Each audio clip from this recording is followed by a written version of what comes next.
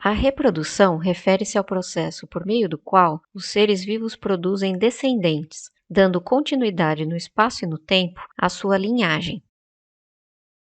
No mundo procariótico das bactérias, a reprodução se dá essencialmente por um processo chamado de fissão binária, na qual um cromossomo bacteriano simples é duplicado e cada cópia é alocada em uma das células filhas. Esse processo representa a reprodução assexuada, pois não ocorre troca de material genético entre células. Ambas as cópias do cromossomo duplicado estão ligados à superfície interna da membrana celular, e então são separados pelo crescimento subsequente da porção intermediária da membrana.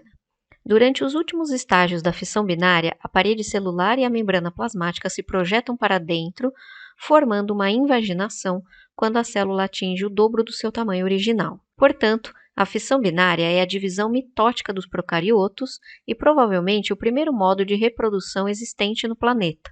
Nos eucariotos unicelulares, a reprodução assexuada é expressa pela divisão celular mitótica de forma mais complexa do que nos procariotos. Embora a mitose nos eucariotos envolva a duplicação do genoma e a produção de duas novas células filhas, como na fissão binária, a organização do DNA e sua duplicação é muito distinta nos eucariotos. Neste caso, o genoma é organizado em diversos cromossomos e não em uma fita de DNA circular única. Dessa forma, a duplicação do DNA leva à duplicação de cada cromossomo, que passa a ser formado por duas cromátides irmãs atadas uma à outra por um centrômero. No início da divisão celular, cada centrômero torna-se ligado às fibras do fuso formadas por microtúbulos e proteínas associadas, vindas de polos opostos da célula. Eventualmente, os cromossomos se alinham em um plano único no equador da célula e as cromátides de cada cromossomo segregam-se, sendo que metade delas fica para uma das células filhas e a outra metade para outra célula filha. A meiose é uma etapa-chave no ciclo de vida dos organismos eucariotos sexuados, bem como em alguns ciclos de vida de eucariotos assexuados que derivaram posteriormente de ancestrais sexuados. Na meiose, a divisão celular ocorre em duas etapas e é reducional, na qual uma célula sofre inicialmente a duplicação do seu genoma e em seguida sofre duas divisões, dando origem a 4 células filhas com o número de cromossomos reduzidos à metade do da célula parental. Por outro lado, o sexo ocorre nos eucariotos quando duas células germinativas de indivíduos parentais distintos se fundem para formar um zigoto em um processo chamado de singamia. Dessa forma, é possível que a singamia e a meiose tenham surgido de forma concomitante no ancestral comum mais recente dos eucariotos. Duas hipóteses contrastantes discutem os possíveis cenários evolutivos para o surgimento de uma forma de divisão celular reducional, também conhecida como protomeiose, nos eucariotos unicelulares assexuais ancestrais. Uma dessas hipóteses é chamada de hipótese da endorreplicação ou autopoliploidização. Esta hipótese descreve que a diploidia teria ocorrido acidentalmente por replicação do genoma nuclear sem a subsequente divisão celular, e o processo de meiose teria sido selecionado como uma correção desses eventos, levando ao retorno à haploidia. Pelo fato de tanto a haploidia quanto maiores níveis de ploidia poderem ser favorecidos em diferentes situações ecológicas, uma variante desse cenário evolutivo é que o ciclo endorreplicação e protomeiose evoluiu como uma forma de alternar os níveis de ploidia nesses eucariotos unicelulares ancestrais. A outra hipótese é chamada de hipótese da singamia e descreve que a protomeiose teria evoluído em resposta à fusão de duas células haploides, singamia, como ocorre atualmente no ciclo de vida sexual de eucariontes modernos. A singamia pode ter sido favorecida porque ela permite que mutações recessivas deletérias sejam mascaradas nos diploides. Uma dificuldade com essa ideia é que tal ocultamento pode não ser suficiente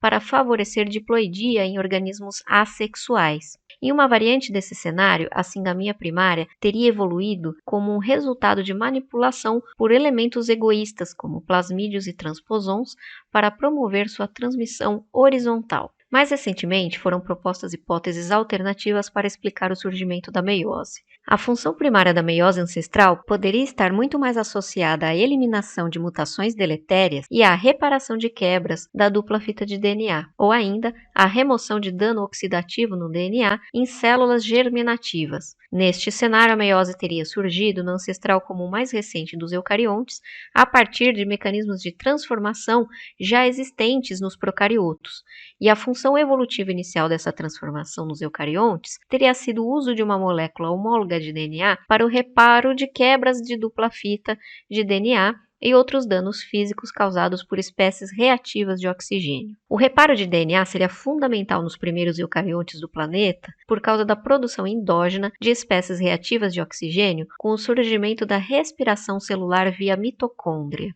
As evidências a favor dessa hipótese incluem a existência de genes nos procariotos que são homólogos aos genes diretamente envolvidos no processo de meiose dos eucariotos. Independentemente de qual processo, meiose ou singamia, tenha surgido primeiro, ambos os processos, em última instância, são essenciais para a determinação dos diferentes ciclos de vida nos eucariontes, os quais vão apresentar momentos ou fases com diferentes ploidias, sendo que a transição diploide-haploide decorre de divisões celulares do tipo meiose e a transição haploide-diploide ocorre a partir de eventos de singamia. Assim, a variação nos tipos principais de ciclos de vida sexuados nos eucariontes está relacionada principalmente a diferenças no momento relativo de ocorrência da meiose e da fusão de gametas, singamia. Quando a meiose produz gametas que diretamente se fundem para produzir um zigoto, o organismo passa quase todo o seu ciclo de vida na fase diploide,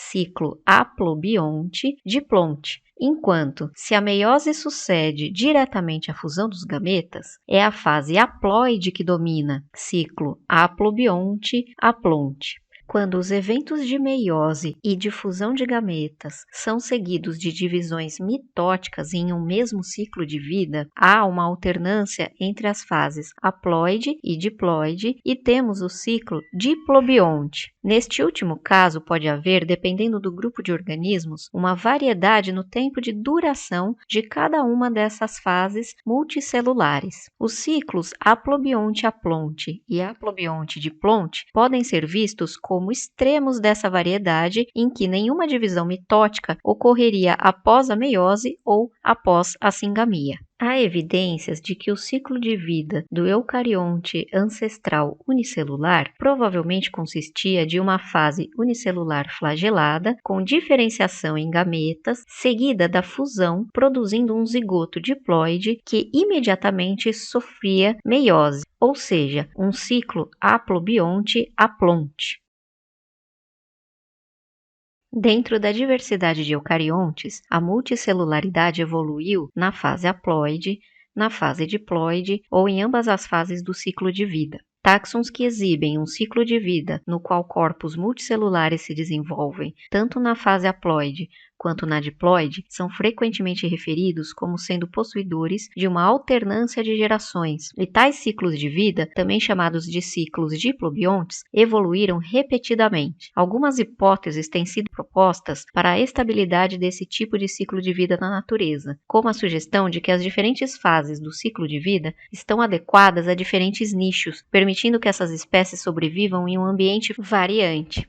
As gerações haploides e diploides de organismos cujo ciclo de vida consiste de uma alternância de gerações podem ter uma morfologia indistinguível, isomórficas, ou as morfologias dos corpos multicelulares nas duas gerações podem diferir, heteromórficas. Ademais, em táxons heteromórficos, a fase dominante do ciclo de vida pode ser tanto a haploide quanto a diploide, com cada uma dependente da outra ou as duas se desenvolvendo independentemente. Em espécies com uma alternância heteromórfica de gerações, um único genoma direcionou o desenvolvimento de dois corpos multicelulares diferentes, e é provável que esta multicelularidade evoluiu primeiro em uma fase, depois na outra. Em espécies com alternância isomórfica, uma hipótese razoável é que o programa genético direcionando o desenvolvimento do plano do corpo multicelular foi cooptado pela outra geração. No clado das plantas verdes, presume-se que o ancestral das estreptófitas tinha um ciclo de vida similar ao descrito para a alga clorófita Chlamydomonas, na qual células haploides vegetativas se diferenciam em gametas, os quais se fundem, formando um zigoto diploide. O zigoto, então, sofre meiose, sem nenhuma mitose ocorrendo nesse meio tempo, produzindo assim 4 células filhas haploides, ou seja, um ciclo do tipo haplobionte-haplonte. Os seres viventes mais próximos das plantas terrestres, Coleoquetales e Zygnemathales, possuem corpos haploides multicelulares simples, mas o estágio diploide consiste de um zigoto que sofre meiose sem nenhuma divisão mitótica precedente, ou seja, um ciclo de vida haplobionte-haplonte. As relações evolutivas das plantas terrestres e algas carofíceas indicam que a multicelularidade complexa na fase haploide nas plantas terrestres provavelmente foi herdada de seu ancestral, mas que a multicelularidade complexa na fase diploide evoluiu de novo no ancestral comum das plantas terrestres.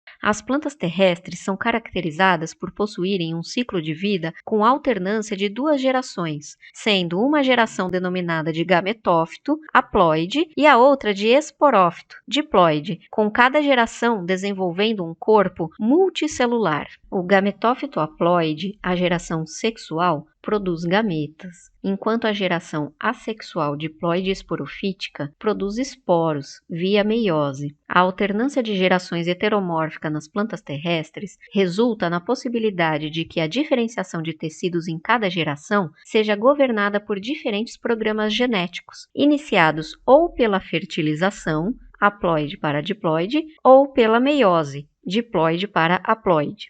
As briófitas possuem uma geração gametofítica de vida longa e uma geração diploide transiente e dependente. Em contraste, as plantas vasculares, por exemplo, samambaias e plantas com sementes, possuem um ciclo de vida com esporófito dominante, no qual a geração diploide tem vida longa e a geração haploide é transiente, geralmente reduzida a poucas células, como o pólen das plantas com sementes, que nada mais é do que o gametófito masculino. Propõe-se atualmente que a geração diploide esporofítica das plantas terrestres evoluiu por um atraso na meiose zigótica, com diversas divisões celulares mitóticas interpoladas entre a formação do zigoto e a produção dos esporos por meiose. Em um grupo de algas vermelhas chamado Floridiofice, há uma diferença no ciclo de vida em relação às plantas verdes. Neste grupo, há alternância de gerações isomórfica e ciclo de vida trifásico,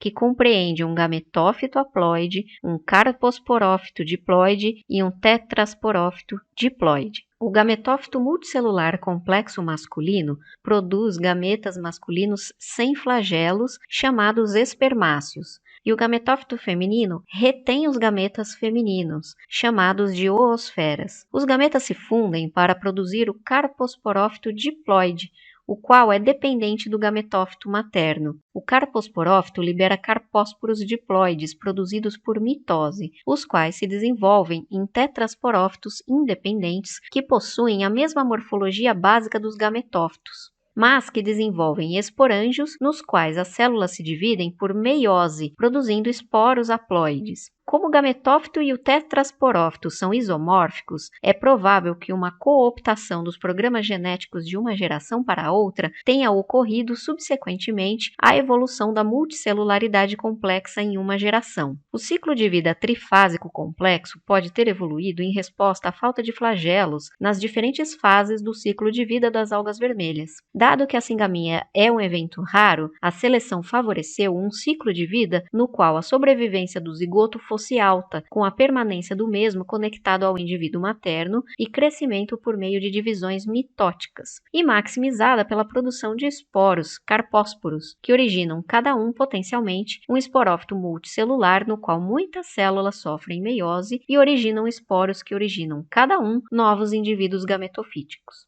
Finalmente, as algas pardas ou Phaeophyce exibem muitos tipos diferentes de ciclo de vida. Estes variam desde os ciclos de vida haplobionte-diplonte de algas focoides, como Fucus e Sylvetia, com apenas uma fase diploide, até os ciclos de vida diplobiontes isomórficos de Dictyothallis e alguns membros de Sphacellarialis e Ectocarpalis, onde existem duas fases morfologicamente semelhantes durante o ciclo de vida. Entre estes dois extremos, existem espécies que têm ciclos de vida diplobiontes com diferenças mais ou menos acentuadas entre as duas gerações, em termos de tamanho e morfologia. Kelps como laminária, por exemplo, tem ciclos de vida diplobiontes com uma geração de esporófitos macroscópicos e uma geração microscópica de gametófitos. Ciclos de vida dos kelps são, portanto, semelhantes aos das angiospermas, exceto que o gametófito é de vida livre. O ciclo de vida dos organismos é uma das suas características mais elementares, sustentando uma ampla gama de fenômenos, incluindo processos de desenvolvimento, aptidão reprodutiva, modo de dispersão e adaptação ao ambiente local. Foi apenas muito recentemente, no entanto, que as informações sobre os componentes moleculares que regulam as transições do ciclo de vida começaram a emergir e ainda há muito a ser feito neste domínio. Em particular, os estudos têm focado até agora na transição do gametófito para o esporófito, e a regulação da transição esporófito para gametófito ainda permanece um mistério. A meiose é claramente o passo central nesta transição, e é provável que exista uma ligação entre os mecanismos que regulam a meiose e aqueles que controlam o programa genético do gametófito.